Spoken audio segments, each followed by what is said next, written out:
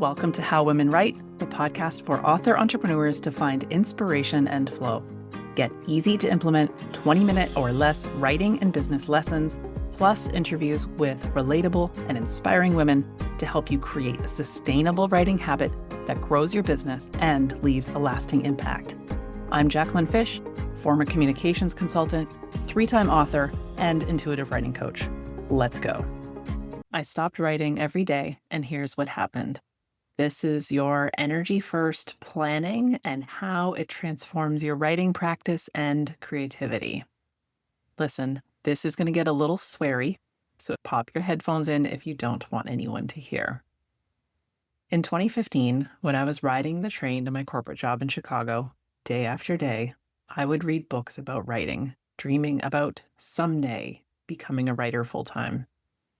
The undercurrent in all of these books on writing, and some even said it outright, to call yourself a writer, you must write every day. I used to believe it. Now I know it's bullshit. A popular phrase you may have seen in the business space is, fuck your mood, follow the plan. This phrase is widely attributed to Leila Hormozi, CEO of a multi-hundred-million-dollar company whose advice I mostly appreciate. And I get the sentiment behind this statement. Instead of not being in the mood to write when you said you'd write daily, you choose Netflix.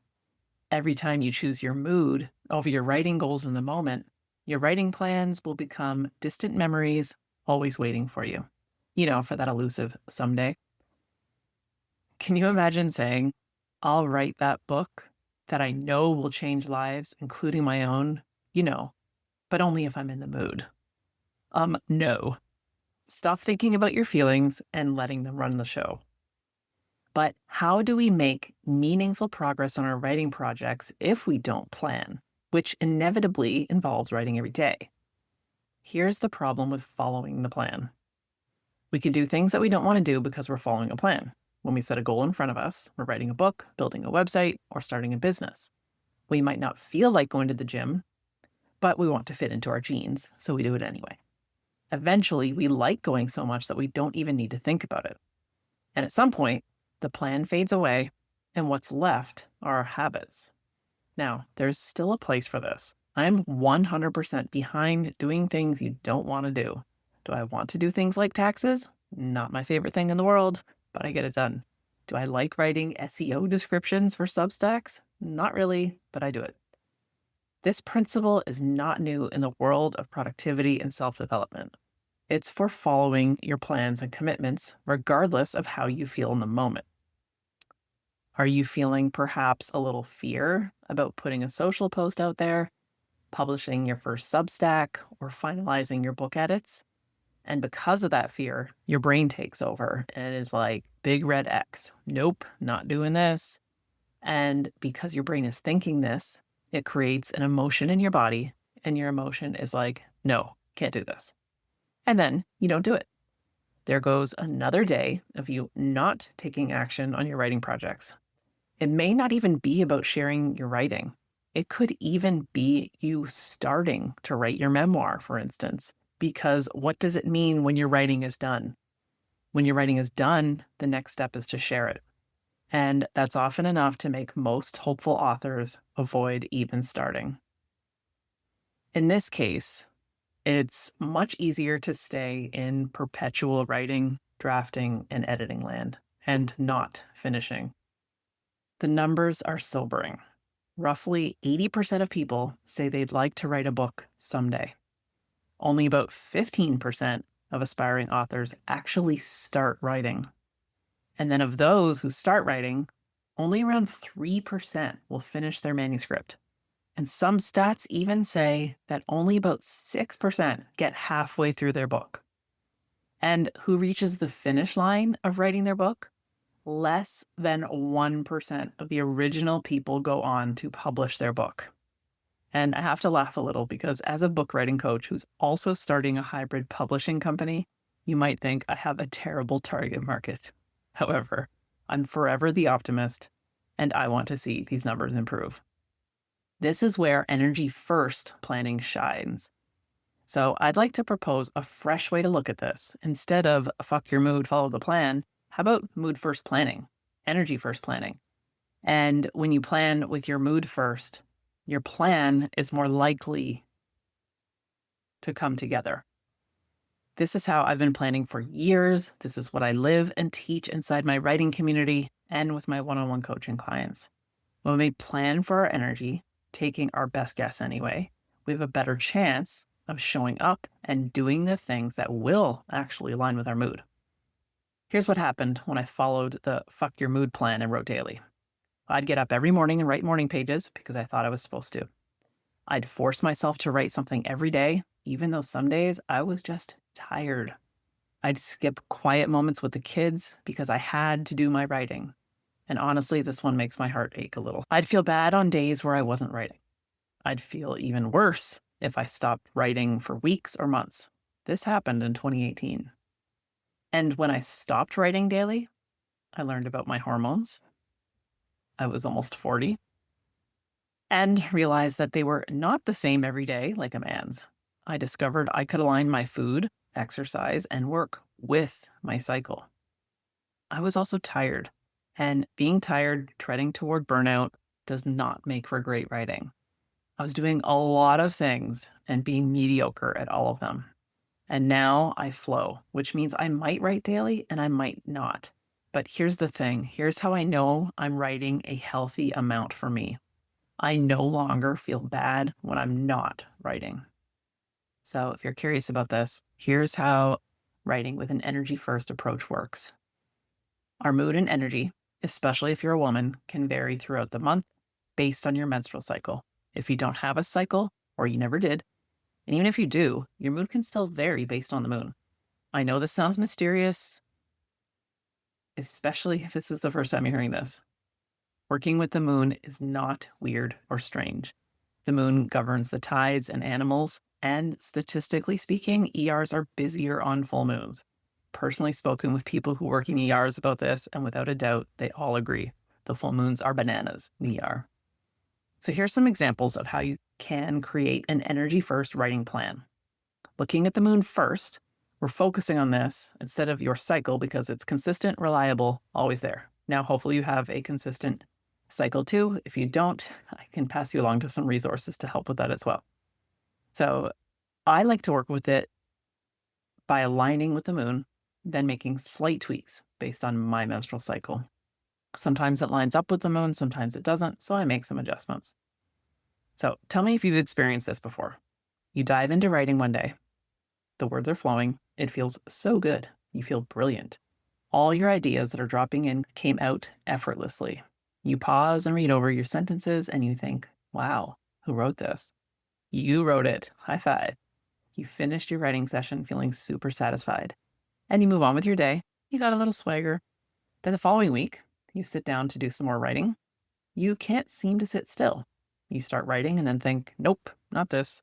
Delete everything you just wrote. You keep starting over, editing as you go. You're forcing the words to eke out. You're writing today because you think you have to. It feels unnatural, uncomfortable, and painfully awkward. You look up at the clock, and hours have gone by. You've got 4 funky sentences. Then you might wonder, what the heck is wrong with me? Last week I was so prolific. How come I could write last week and this week I can't? I can't even string a sentence together. I might not even be able to communicate effectively. I'm trying to talk to people and my words are misconstrued. No one understands me. I feel like I'm blabbering. You mutter some BS about being a struggling writer and you feel like shit for the rest of the day. You can't stop thinking about your writing, the words you're not writing, all day. Your family is talking to you and you can't hear them. You're forcing sentences together in your mind. Now listen, there's nothing wrong with you. It's not you. It's your energy. It's nature. You're a different person from last week. Your hormones have changed. The moon changed. And we're not even going to talk about the other planets right now. But the whole universe changed from last week to this one. So now let's go through the 4 phases of the moon for writers. And I'm going to line this up to the energy of a season or a menstrual cycle, just so you can see how the energy is similar. So you can use this to drive your energy first writing plan, starting with new moon writing, which is similar to winter and menstruation. So a new moon is a time to get quiet, make decisions, set intentions, and really feel into what you want to do. making space for intuitive downloads, talking to God, getting your ideas, and getting going with some outlining, journaling, or quick drafts. During the new moon, there's no light being reflected back at us. So instead of looking outside for light, we look inside for our internal light. And if you're trying to crank out a ton of words around a new moon, it might feel challenging. It's like the energy of having your period. Instead, our focus can turn to nurturing. Now, this doesn't mean that we're horizontal, popping bonbons all day. Take your laptop to a cozy spot on the couch, right in bed with a great cup of tea, and light the good candles. The key is to honor nature's rhythms, and good news, we can plan for it. When you move a little slower around this time, you're nourishing yourself to write and edit more later. By resting now, you can avoid burning out later on. And it's never about putting more words on the page. It's about letting the words out in the most effortless, light way. And listen, I truly believe that words that feel good to write feel good to your reader to read. The next phase, waxing moon writing, which is similar to the energy of spring and the follicular phase. At a waxing moon, you might be dazzled by all the shiny objects. You want to write all the things about all the people, all the places. It's not bad or wrong, but when you know there's a waxing moon, you can plan for this. You can plan a big batch writing session, set aside brainstorming time, let yourself play with lots of different drafts. Focus on the details and button up your drafts later. Just the other week, I got 4 Substacks outlined and drafted. They're at various stages from about 30% to 80% done. And I didn't publish any of them because I got another idea and went with that. The key is momentum. During a waxing moon, allow for some unstructured time to let the ideas come to you, because sometimes they don't when we're sitting at a screen. We need to be taking showers, going for walks, cooking dinner, doing all those other things for those ideas to drop in. Full moon writing, which is similar to the energy of summer and ovulation. Hello, electric energy. There's a ton of light in the sky. It's just like ovulation. You're putting out the signal, standing there radiating like a magnificent lighthouse. You don't need to pull people in. Comments flow in on your articles. And you're like, really? This is the one you're resonating with? This article came out so easy. I thought writing had to be hard for it to be good. Nope. You might get tons of great writing done. You're super clear, laser focused, precise, and effective.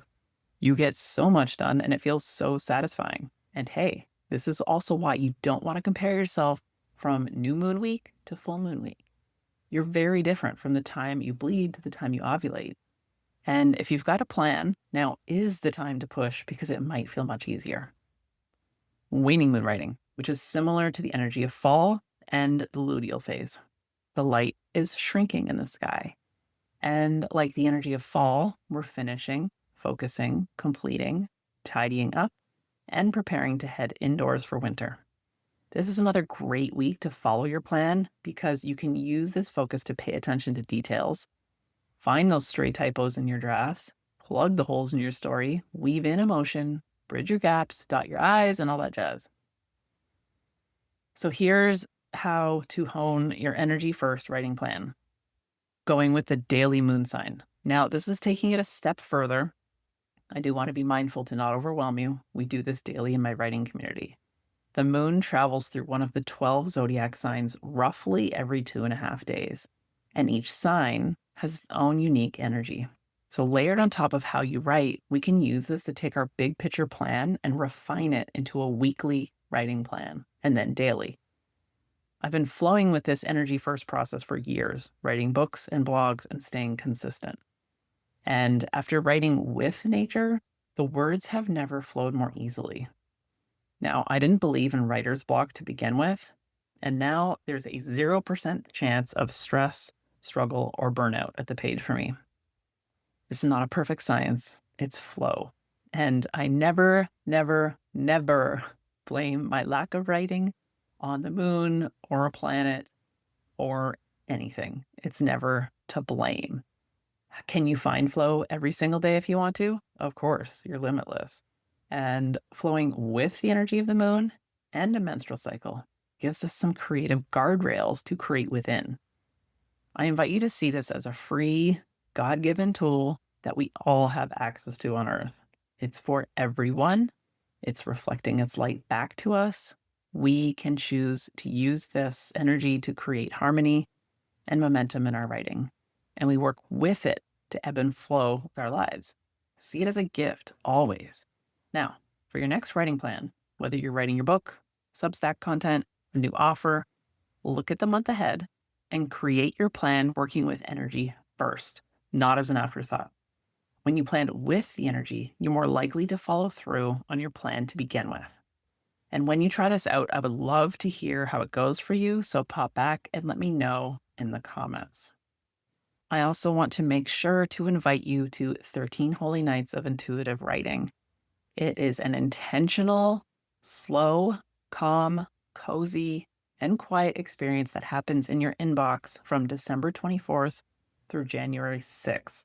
You have two options to join. You can join the experience only and get the daily emails plus the live integration call, or you can join the community and get the 13 Holy Nights of Intuitive Writing experience for free.